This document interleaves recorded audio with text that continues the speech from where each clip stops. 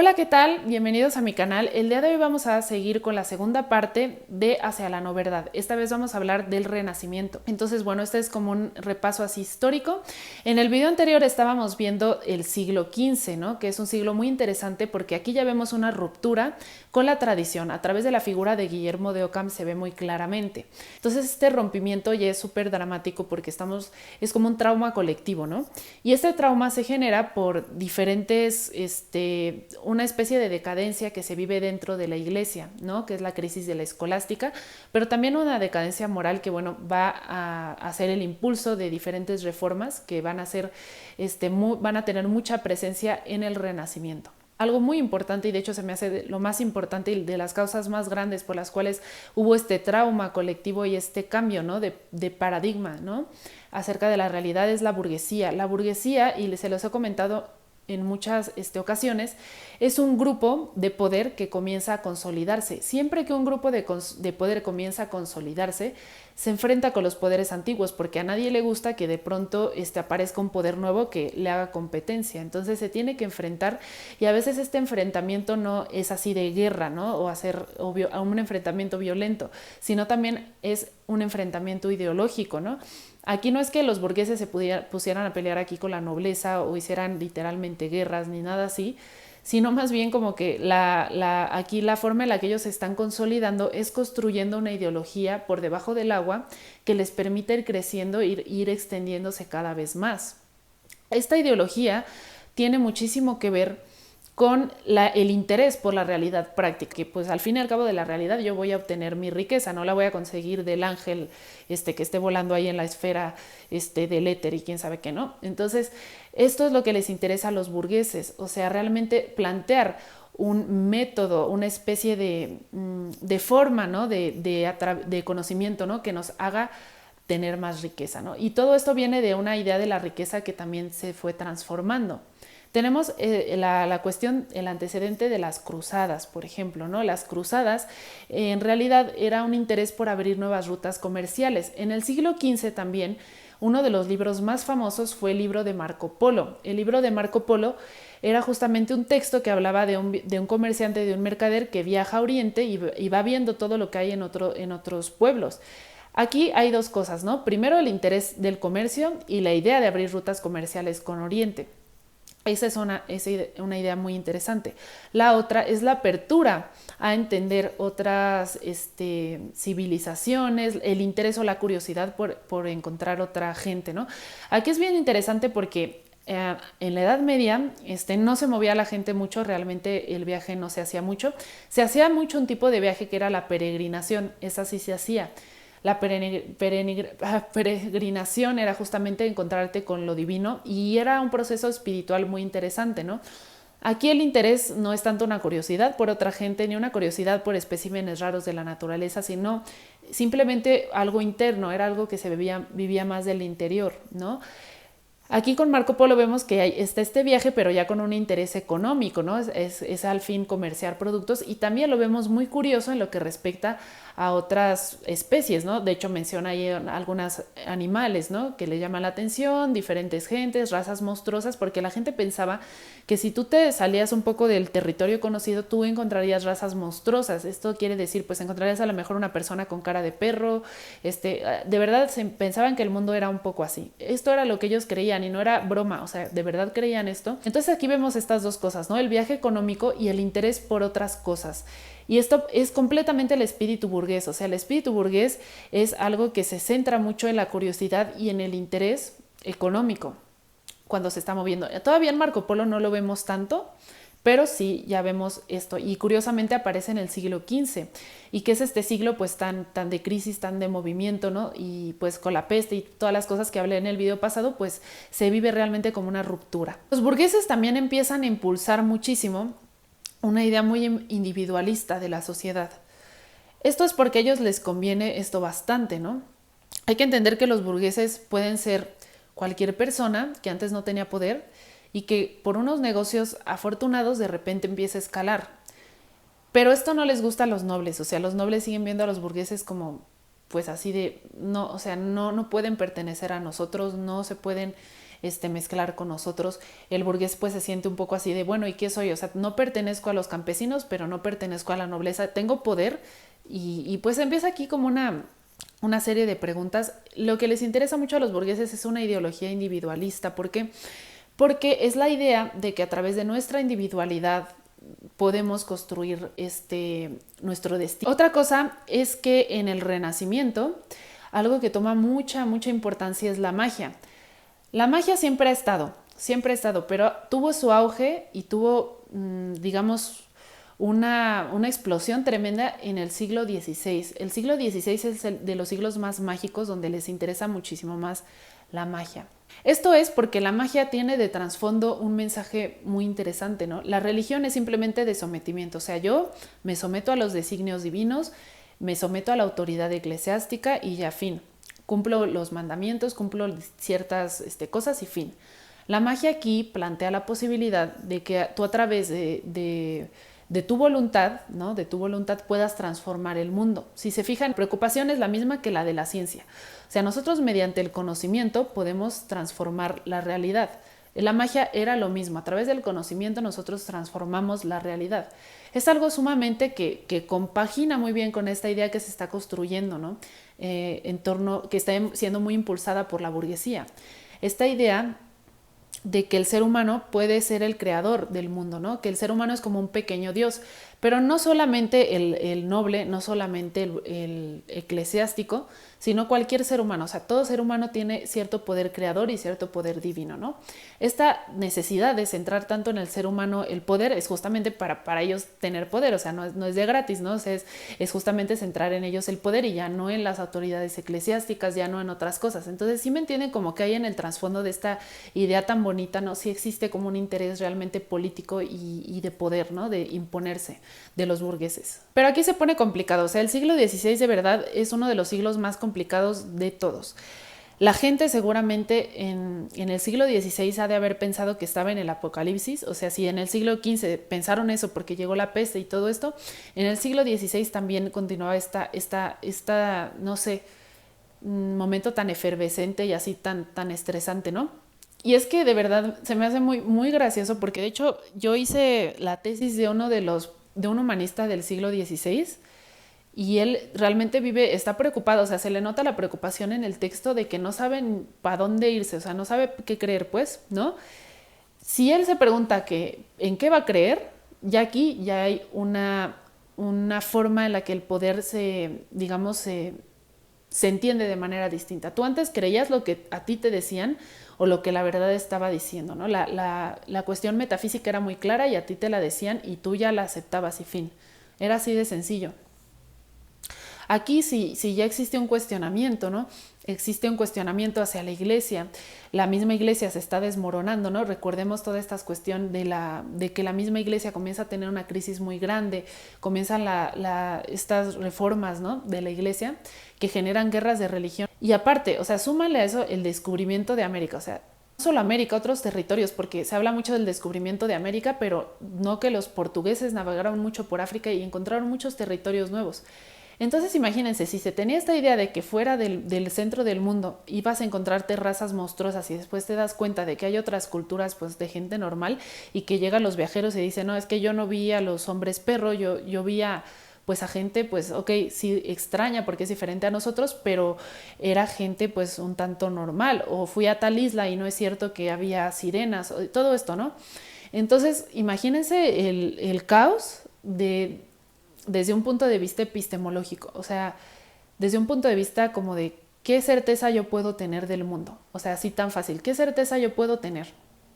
Y esto es bien raro, ¿no? Porque de verdad que no se ponen de acuerdo, o sea, por un lado, las autoridades eclesiásticas tienen un discurso, por otro lado, los magos y los alquimistas y esa gente que también estaba en el poder porque empezaron también a ser como contratados por gente poderosa, por burgueses y todo esto, tienen otro discurso. Entonces, ¿sí me entienden? O sea, se hace demasiado complicado, ¿no? Como establecer una verdad hegemónica. Aquí comienza realmente el trauma. Es un trauma colectivo, hay que pensarlo así, como un trauma colectivo. Cuando algo se desmorona de esta manera tan brutal, lo que se genera es un trauma colectivo, y más porque ellos no estaban acostumbrados a esto. Hay que entender que nosotros ya somos herencia de este trauma colectivo, de hecho, de estos siglos. Mucha gente pinta el Renacimiento como algo muy bonito y de mucha claridad y de mucha luz. No, realmente es una mega confusión y cosa pues muy brutal, porque miren, no solamente está esta cuestión, digamos, pues más mental, ¿no? De que todas tus creencias se desmoronan y tú ya no sabes ni qué creer, ¿no? También están las guerras de religión, o sea, eran violentísimas, ¿no? Ocurrieron muchísimo porque pues está esta lucha, ¿no? De la Iglesia Católica y todo lo que lleva a las reformas, no sé, Lutero, Calvino, y después en Inglaterra, pues esta fragmentación, esta ruptura, ¿no? De la Iglesia Anglicana. Entonces, toda esta gente pues está peleando y hay guerras muy sangrientas. Después la Inquisición se pone muy violenta en esta época, porque en la Edad Media generalmente la gente relaciona la Inquisición con la Edad Media. No, realmente cuando la Inquisición estuvo más brava y cuando la Inquisición realmente tiene peso y tiene protagonismo es en el Renacimiento, no es en la Edad Media, ¿no? O sea, la Edad Media está muy satanizada y se le pone lo más oscuro, pero no. El Renacimiento es de las épocas más oscuras que hay.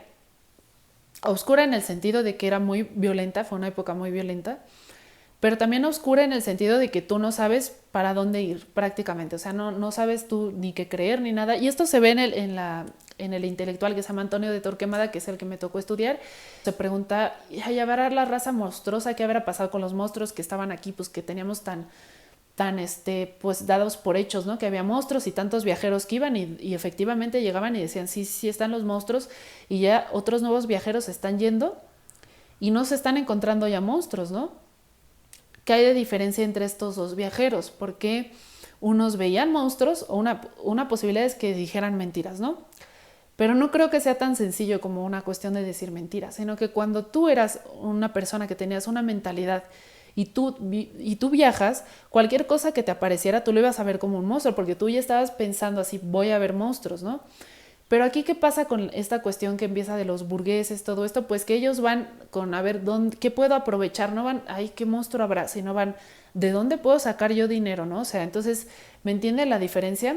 Entonces, por eso ya los nuevos viajeros, ya con otra mentalidad, con mucha influencia de la mentalidad burguesa y todo, ya dejan de ver estos monstruos y empiezan a ver más bien posibilidades de hacer dinero o posibilidades de aprovechar la naturaleza. Y entonces, bueno, tenemos el viaje de Francisco Hernández de Toledo, que fue una expedición que se hizo a América. Pero aquí lo interesante de este viaje y lo extrañísimo de este viaje es que contrasta muchísimo con la idea de viaje, de expedición, bueno, de viaje más bien medieval. Porque, por ejemplo, tenemos un texto medieval que es el viaje de Sal Valdrano. ¿Cómo se llama? Ay, se me fue el nombre, pero bueno, se los dejo aquí escrito. Este personaje hizo un viaje y decía, es que yo quiero encontrar el paraíso, yo quiero encontrar... O sea, imagínense, viajaban para encontrar el paraíso, o sea, era totalmente espiritual. Pero después vemos esta expedición de Francisco Hernández de Toledo ya en el siglo XVI. Y esta expedición es bien extraña porque ya vemos que llevaba gente especialista en dibujo, por ejemplo, a retratar todo súper, súper, súper detallado y específico. Todo lo que veía, todas las plantas, las dibujaban súper específico. Aquí ya no vemos como una observación así de, bueno, yo voy a encontrar el paraíso y de repente veo algo raro y digo, ay, lo describo desde la rareza, como de, ay, es que esa planta era monstruosa porque, o sea, porque es rara, a lo mejor una planta morada, que tengo una planta morada yo allá, pero a lo mejor y dijera, es monstruosa y es una planta así, ya no lo vemos así, sino, ay, esa planta hay que describirla y se hicieron estos catálogos, o sea, de poner diferentes especies de plantas, de animales, pues de a ver qué aprovechamos, ¿no? O sea, por ejemplo, cuando nosotros vemos un catálogo es para ver qué agarramos de ahí, ¿no? Sí se dan cuenta por qué los monstruos desaparecieron, porque uno ya no va con esta idea, o sea, no va al viaje con esta idea de ver qué cosas mágicas se encuentran, sino va con la idea de hacerlo lo más minucioso posible. Entonces, el mundo, que antes era pensado como las tierras conocidas de humanos y todo el mundo como de criaturas fantásticas y los mares de monstruos y todo esto, se empieza a despoblar de estas entidades mágicas. Ya de pronto ya no están estas entidades mágicas. Y entonces imagínate, o sea, tú que toda tu vida pensaste que ahí había monstruos, dices, es que, ¿qué onda? O sea, ¿dónde están mis monstruos, no? O sea, y luego aquí la cereza del pastel o la gota que derramó el vaso, se dan cuenta de que la Tierra gira alrededor del Sol. Esto fue brutal, o sea, esto fue brutal porque esta idea de las esferas de las que hablábamos era parte constitutiva de la forma en la que se entendía el mundo. No era solamente una cosa así intrascendente, ¿no? De bueno, pues ya, ok, gira y ya. Alrededor del sol no pasa nada, ¿no? O sea, no. Imagínense todos los tratados que se habían escrito de que en tal parte del cosmos, ¿no? Estaban los ángeles. Nos cambias eso y si ahora la Tierra gira alrededor del sol, oye, entonces, ¿dónde queda Dios? O sea, ¿dónde está Dios? Y luego, ¿dónde están los ángeles? O sea, ya los teníamos ubicados y ahora ¿dónde está todo? ¿No? O sea, ya no lo podemos saber. Entonces, bueno, como podemos ver, el siglo XVI es un siglo bastante complicado. En el siglo XVII, pues no sé, con esta herencia caótica del siglo XVI, continúan esta sensación de incertidumbre en las esferas intelectuales, ¿no? Por un lado hay una esfera de muchísima incertidumbre y por otro lado hay una noción también heredada del Renacimiento, bueno, del siglo XVI, una noción de que estamos llegando a una nueva cosmovisión que va a ser más correcta que la pasada, ¿no? Por un lado está esta sensación de incertidumbre y de desconfianza de las verdades y por otra hay como una especie de esperanza de, bueno, ok, todo se arruinó, pero podemos hacer algo nuevo. Y comienza, por ejemplo, la mentalidad que se gesta en la Ilustración, que comienza a gestarse en el siglo XVII y bueno, nos viene de herencia del XVI y así, es que llegamos a una especie de adultez. La humanidad llegó a una adultez. Todo esto que pensaba en el pasado eran tonterías, o sea, no tenían sentido. Entonces, bueno, hay que empezar de cero, como casi un corte y empecemos de cero, porque ahora sí vamos a hacer algo bien, ahora sí vamos a construir un mejor discurso, vamos a hacer una verdad mucho más sólida. Continúa todo lo del pasado, ¿no? O sea, continúa esta idea de la magia, por otro lado esta idea de la observación, este interés por la mecánica, que empieza a hacer que surjan muchísimas máquinas, ¿no? En este siglo, por ejemplo, parte del siglo XVI y el siglo XVII, o sea, se interesan muchísimo por las máquinas y se vuelve la máquina como una especie de esperanza, ¿no? De la humanidad. Y entonces esta idea de la esperanza, ¿no? De esta esperanza del siglo de las luces, ahora sí, con la razón vamos a llegar a la certeza, hay que romper todo lo anterior, hay que cortar con todo lo anterior, con la superstición, con todo lo irracional. Hubo muchísima fe hacia la razón, ¿no? La razón nos va a salvar, la razón va a salvar a la humanidad. Todo esto, pues obviamente herencia de todas las problemáticas. Imagínense haber vivido todas esas guerras de religión, o sea, o que tus antepasados, que tu padre, que tu abuelo, no sé, haya vivido esas guerras. O sea, se imaginas, la gente también ha de haber estado harta, ¿no? De decir, es que cómo estamos viviendo esta violencia de algo que debería de ser espiritual, ¿no? O sea, es que algo está mal aquí, ¿no? Entonces hay una especie de ruptura, no quiere decir que rompan con lo religioso, ¿no? Pero ya no hay la misma confianza, ¿no? hacia la institución eclesiástica, ya no hay la misma confianza hacia los dogmatismos, ¿no? Comienza también una idea de que nos podemos acercar a Dios mediante la razón, lo que llaman deísmo, es decir, mediante la observación de la naturaleza y mediante lo racional nosotros nos podemos acercar a lo divino. También es ese interés de un acercamiento individual, ¿no? Que de hecho hasta ahorita está, ¿no? Esta idea, mucha gente tiene esta idea de, bueno, es que yo creo en Dios, pero no creo en la iglesia, ¿no? O sea, esto es algo que nos viene de herencia de ese tiempo. Esta desconfianza que se vive, ¿no? En estos siglos, tanta violencia, la Inquisición, todo esto que la religión hizo, ¿no? Entonces aquí es donde aparece Descartes, yo le voy a llamar Descartes, que justamente se propone hacer una especie de cimiento que sea lo bastante sólido para sostener una nueva cosmovisión, para construir una nueva forma de ver el mundo. Aquí lo interesante es que en el siglo XVII está mucho la problemática de cómo vamos a construir algo nuevo y algo que sea suficientemente sólido para poder pararnos y para poder construir algo nuevo.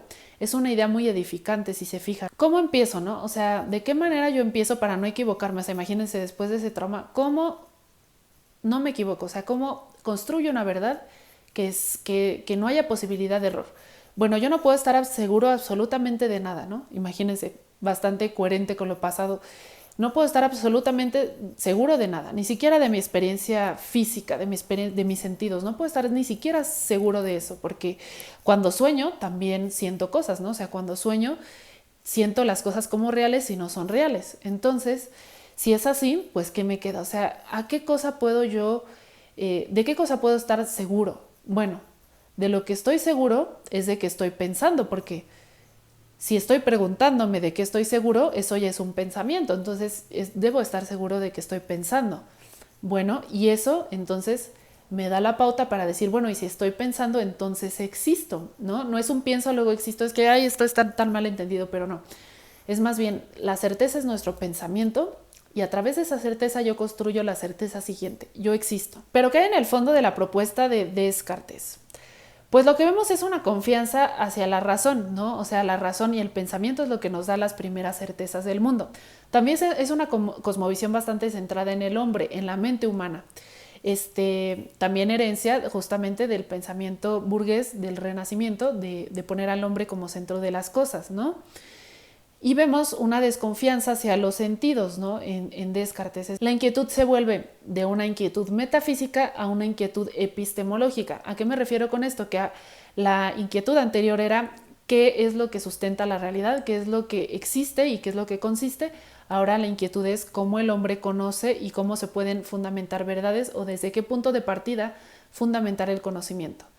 Pero para hacer este trabajo de nosotros plantearnos de qué manera vamos a construir el conocimiento, pues hay que primero entender de qué manera nosotros conocemos, ¿no? Entonces se vuelve una preocupación del hombre, de su mente, de cómo funciona la mente humana, la preocupación de qué es la razón, de qué es la inteligencia, de cómo nosotros conocemos el mundo y también una idea de la naturaleza humana, ¿no?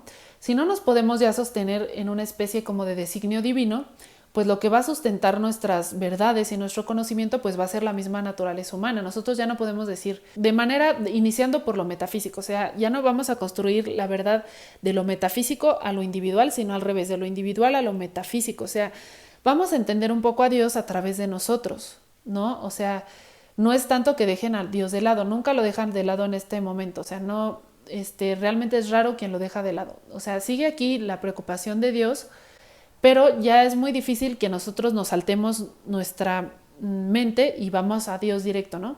Ahora, primero, para llegar a ese punto metafísico, primero tenemos que entendernos a nosotros, cómo estamos conociendo la realidad, cómo estamos viendo.